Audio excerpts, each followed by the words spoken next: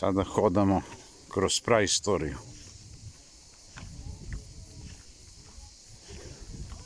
Rimsko carstvo.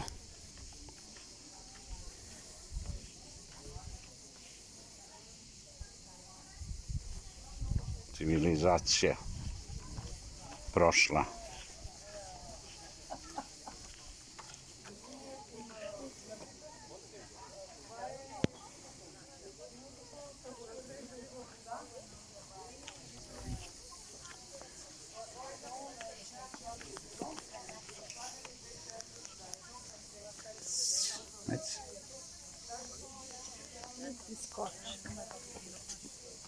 Krasno.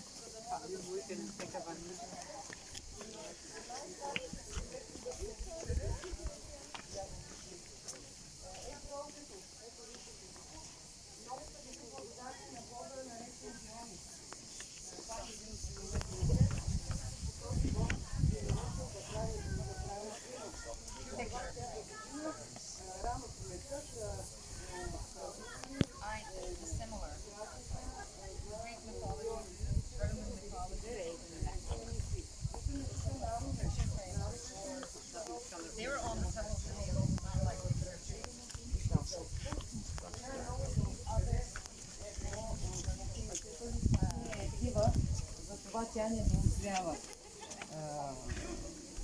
Много бързо изсъхва и веднага плодовете й падат, но навсякъде по околията имало много смокини, където са ги отглеждали и са ги продавали на пазарите. Септември, октомври свежи, а в другите месеци сухи смокини. Обичали са една от богините, това е, ето я тук, богинята с крилата, наречена е Нике. Фирмата Nike я знаем, защо пък да не запомним и името на тази прекрасна богиня. Тя е от старото поколение. Фирмата Nike носи нейното име. Богинята е помагала още тогава, когато Зевс иска да свали от престола и накрая успява да го направи.